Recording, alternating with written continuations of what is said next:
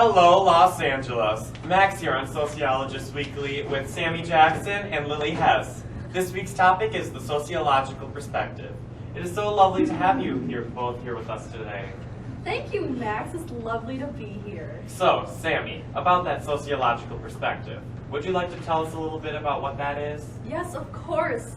Sociological perspective is understanding human behavior by placing it within its broader social context.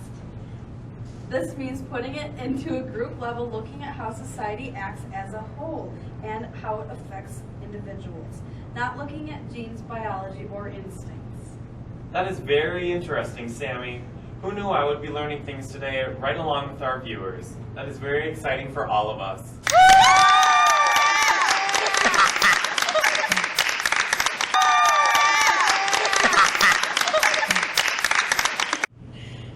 Well, a lot of people know about psychology, but it seems like many people look over sociology. I agree completely. Why do you think that is, Lily? In my opinion, it seems like it has to do with people discrediting sociology as an actual science. But we have requirements in place to make sociology a credible science. Requirements such as what? For one, all sociologists are required to follow the scientific method for their work to be deemed credible. We also have 5 words to describe what to do to achieve the sociological perspective. You may know a couple of these, Max. Well, Lily, why don't you tell us? What are these 5 words? It has something to do with bias and values, am I correct? Partly, it also has to do with research, objectivity, and Verstehen, also with bias and values, like you said. Intriguing. What is this Verstehen? I haven't ever heard this word before, I don't think. Well, you have probably heard it another way. Simply, Verstehen is putting yourself in another person's shoes to try to understand where they are coming from and why they act how they do in their society. Very interesting. Who knew that the common phrase we all use, the time has a more complicated word for it? And now for a local news break. We'll go to CNJ Fox 5 with our anchor, Rachel Lewis, putting sociology into action. Thank you, Max. I'm Rachel Lewis, and I'm here objectively observing authentic Chinese dances. Let's take a look.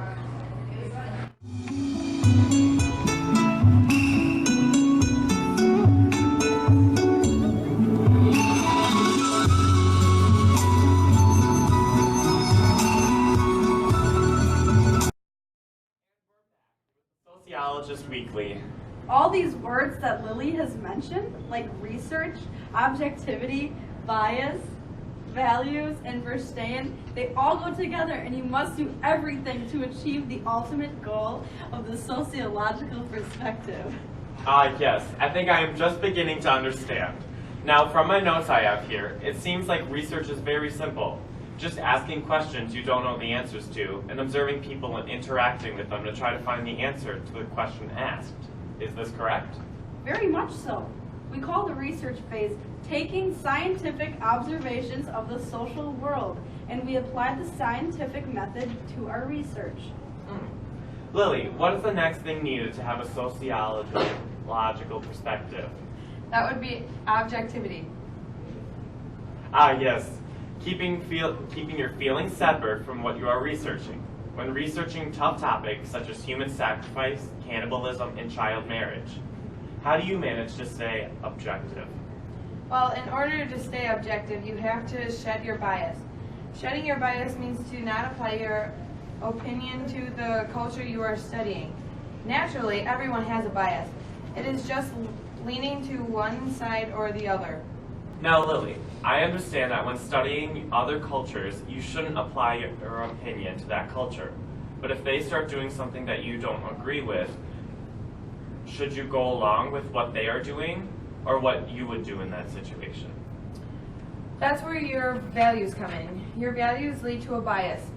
And so to not have a bias towards something, you have to be value-free. This means to just not apply your personal values to another person's situation, culture, or beliefs. But what you are talking about, that is slightly different. In what way? Well, to be a good sociologist, you need to be value-free. But that does not mean to abandon your values completely to conform to another group's values. For example, if they value human sacrifice as a way to please God, their God, we should probably not take up human sacrifice if we are against it. But truly, value-free means keeping your own personal values but not applying them to other people's culture. Well, that was quite a mouthful. I think I am beginning to understand how to be a better sociologist. Today, we will be observing folkways in the common halls of Oconomowoc High School. Now, let's go again to our anchor, Rachel Lewis. Rachel? Hello, Max. Today I'm here in the local halls of Oconomowoc High School with my colleague, Leah Fensky, and we are here to break some folkways. Leah, can you tell us, what is a folkway? Well, you see, Rachel, a folkway is an unspoken rule in society. Thank you, Leah. Of course. Well, let's do this. Yeah.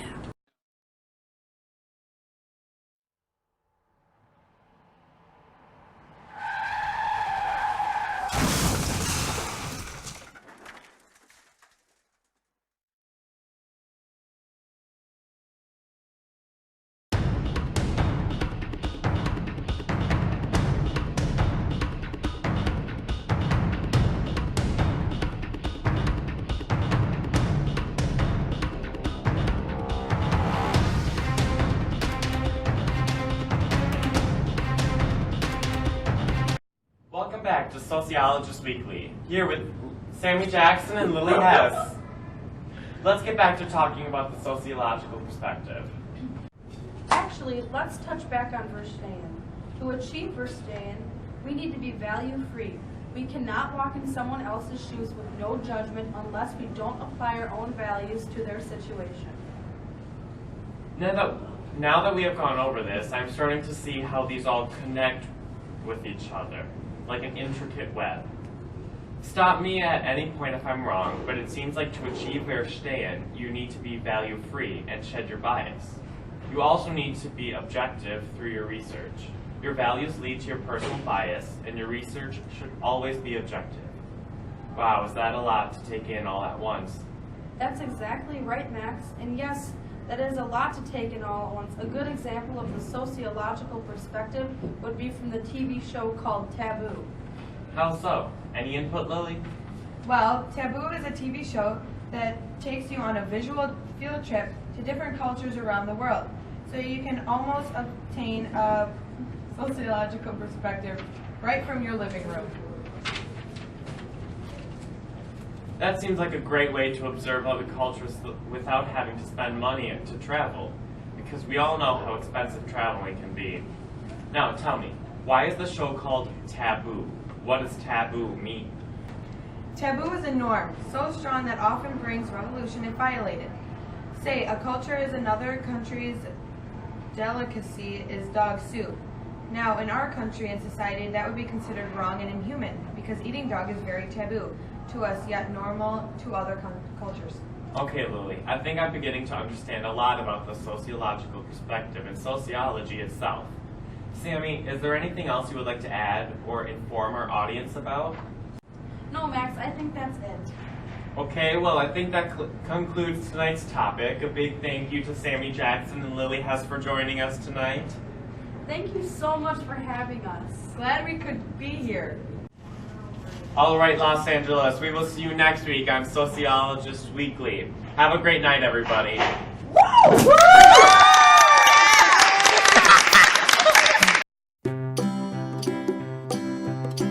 Can you tell us, what is a folkway? Well, you see, Rachel, a folkway is an unspoken... Oh, I forgot. Today,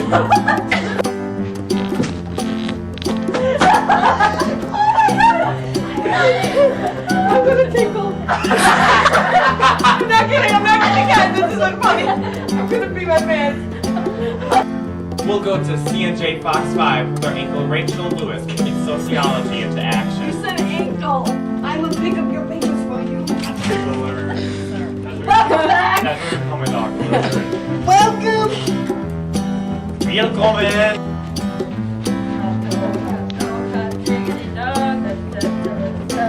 That guy's looking at me like I'm crazy. What? What you looking at? What you looking at? He's literally looking at me like I'm crazy. You actually. Look at him! Bye.